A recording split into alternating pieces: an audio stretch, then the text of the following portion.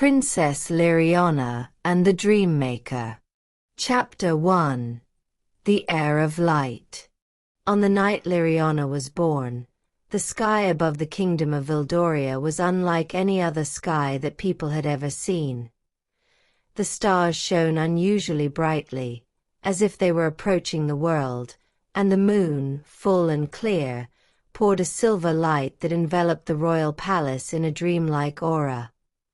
The wind blew gently between the white towers of the city, carrying with it a mysterious murmur, as if the world itself had whispered a name that had not yet been spoken.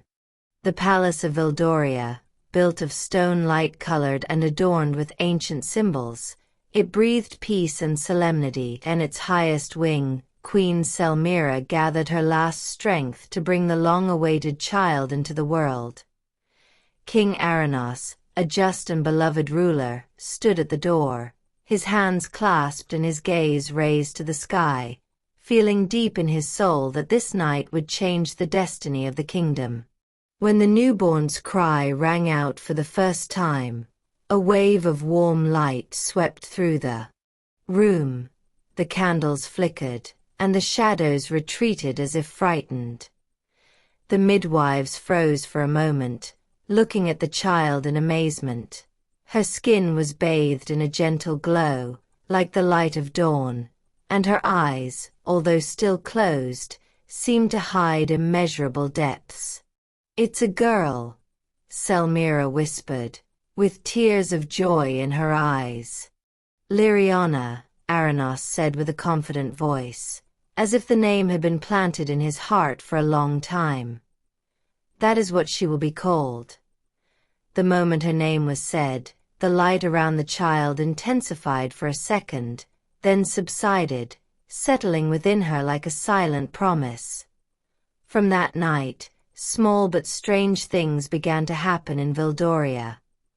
The flowers in the palace gardens bloomed earlier than usual. The springs became clearer, and people spoke of soothing, peaceful dreams that they had not had.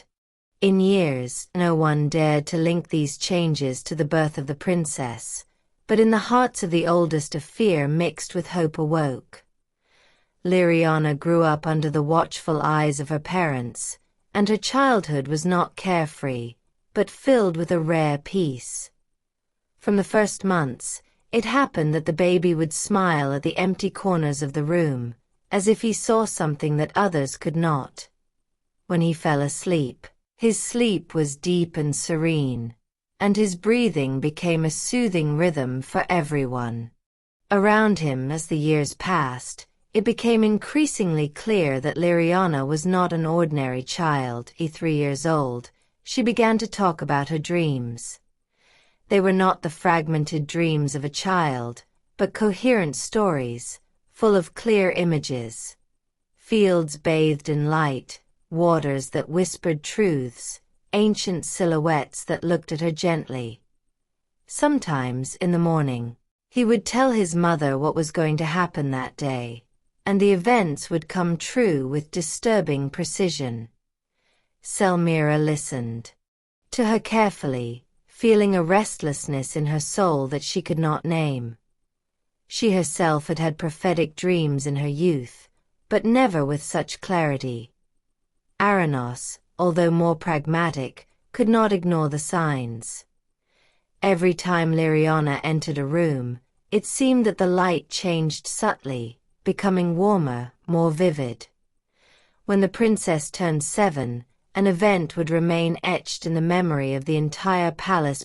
One morning, during an audience, a courtier collapsed to the ground, struck by a sudden illness. Doctors had been called, but no one seemed to know what to do. Lyriana, who was near the throne, approached without fear, knelt next to the man and touched his forehead with her small palm. A flicker of light spread from around her hand, and the courtier opened his eyes, breathing deeply. The illness dissipated like a shadow chased by the sun. No one had said a word, but everyone understood. The power that resided in the princess was not an ordinary one. From that day on, Arenos ordered that Lyriana be educated not only in the royal arts, history, politics, strategy, but also in the ancient secrets of the world. Books about dreams, about the gods and about the balance between light and darkness were brought to her room.